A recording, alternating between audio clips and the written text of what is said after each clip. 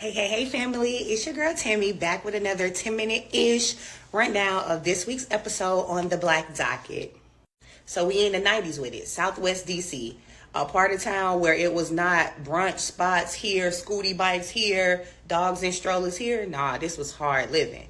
And kids sometimes grew up with trauma. And a kid growing up right in the midst of all that was none other than Aundrey Burno. And this story right here got it all. So sit back, relax, let me run through it real quick. So this is Aundrey. Aundrey grew up in D.C., like I just said. So early on in life, Aundrey had it hard. Aundrey came from a family where jail was grandma's house. Everybody in and out of jail, in and out of jail. Somebody's going to jail for something. So that's all he knew, right? But early on in his life, he didn't want to be like everybody else. He said, man, I want to be like Will Smith. You know what I'm saying? I watched The Fresh Prince. That's what I want. That's the life he was striving for, right? So one day he's outside, he's kicking it with his uncle. Somebody walk up to this man in front of, he's a kid, it's other kids out there. Find his uncle, right down. Over with. All that Fresh Prince shit went out the window. From that moment on, it was up. It was up and stuck for Aundrey, okay? So that happened. That's about kindergarten, first grade. Second grade, y'all know how these schools do. The schools decide he has a behavior issue. I think we should put him in special ed. He goes in special ed. The kids start calling him the R word. It was the 90s. It was a different world back then. We said things we probably can't post to say right now, right? So they just started calling him the R word. And from second grade until he turned that bitch up. So Dre is just doing shit, right? And they say Dre had the reputation. Crazy Dre. Not light-skinned Dre. We talking about dark-skinned Dre. And when they say dark-skinned Dre was coming, know that meant trouble and that meant business for you. So one night, random night, it's an officer riding around, doing his duty, doing what he's supposed to do. He hops out into the corner store, the officer, hop out at the corner store to go get him some coffee to make it through his shift. He get his coffee, he do whatever he do in the store. He come outside the store, Dre and his homeboy. It ain't nothing to talk about. Boom. Hit the officer one time in the neck.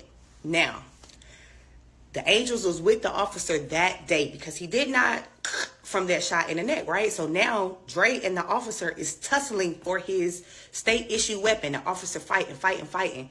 Dre gets up, try to bust again, the gun jam. Them Angels was doing the Harlem Shake, the Holy Ghost and everything over him. So once Dre realized I can't do nothing here, pop the man, they go to running. They running. Now, one would think because this is an officer of the law that DC would have done something to try to solve this case. They did not. They didn't do anything to solve the case. It was just an officer that got shot in the bad side of town. We going to investigate a little bit, but that's all they really got, right? Boom. Life goes on. Another officer comes into Southeast D.C. doing that route until this officer got better. Then we had a young boy named Lionel. It's 5 weeks from when the officer got shot in the same neighborhood. Lionel just left the ice cream truck. Got him some ice cream. He headed back to his house. Aundrey, also walking from the fucking ice cream truck. Meet buddy. Tell him, get on the ground. Turn your pockets out. Lionel not trying to be no tough guy. Cool. Turn my pockets out. I don't have nothing. I just went to the ice cream truck. I just got ice cream truck money. Of course you're not going to do nothing to me for ice cream truck money, right? Cool. So Lionel get on the ground. He turned his pockets out. Dre patting him down, getting everything he need. He don't find nothing because Lionel didn't have nothing. All right. Dre stands up, turns around to walk off. Lionel simply stands up, y'all, brush his clothes off because you just had me on the ground laid out, right? Do y'all know that pissed Dre off for some reason? And he turned around, told Lionel get back on the ground, stood over Lionel and bust 3 in his head. And it wasn't broad daylight, but it was an open parking lot, y'all. It was people sitting in the parking lots, people sitting outside, people sitting everywhere. He had no regards to anything, right? So now Lionel, rest in peace to Lionel. Lionel, he didn't make it. Lionel was not as lucky as the officer, right? So boom. Now the police want to get to work because something is happening. So they talking to the people, they talking to the neighborhood. And in both cases, the people around the neighborhood kept telling the police, hey, I think y'all should look at Burno. Hey, maybe it was Burno. Hey, maybe, y'all know Burno. Y'all know Crazy Dre. Y'all know Burno. Who is Burno? Who is Crazy Dre? This is Burno and this is motherfucking Crazy J. So They lock him up for the death of Lionel. No harm, no foul, right? And while he's in jail, HBO decides that they were going to go to this same particular jail and talk to the inmates. They wanted to know what was going on. Why are you in here? We going to give the people a documentary of life in D.C., right? And as a documentary watcher, I call bullshit on this one. It was framed in a way that automatically made them criminals. It was framed in a way that, we're not talking about rehabilitation. We just want them to continue to regurgitate what got them in jail and not offering them any help, right? Plus, he goes to jail. He's like 17. He's a kid, right? And they got these cameras in his face. So he's talking with the bravado. Yeah, I did. Yeah, I did. Yeah. Like, so he giving it up.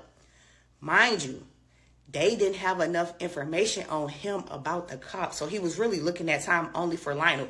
Do y'all know he sat there with them HBO people and told on himself from how he did it, who he did it to, made a rap about it, all of it.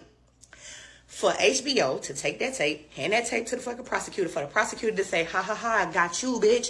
So now, not only is he facing trial for killing Lionel, he is also facing an attempted murder charge for shooting that officer in his neck. So he goes to trial. The police trial comes first.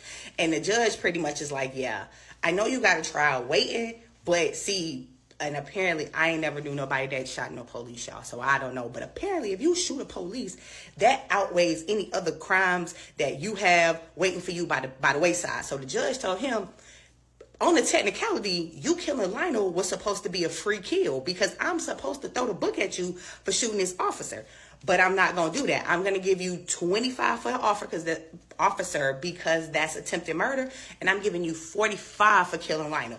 And he made them things concurrent, right? So after he served him 25, he immediately got to go start serving him other 45. So our boy Dre is never, ever, ever, ever seeing the outside of a prison again in his life. And it's so sad because at this happened in 96, it's 2025. He has spent more time in jail than he was ever, ever, ever free because he got locked down with all that time when he was 18 years old, right? 18-year-old boy, 18-year-old kid.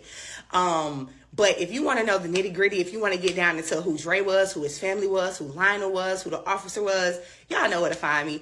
It's the Black Docket on all podcasts. And if you listen, share it with your friends, share it with your cousins, share this video, comment on this video, engage with this video.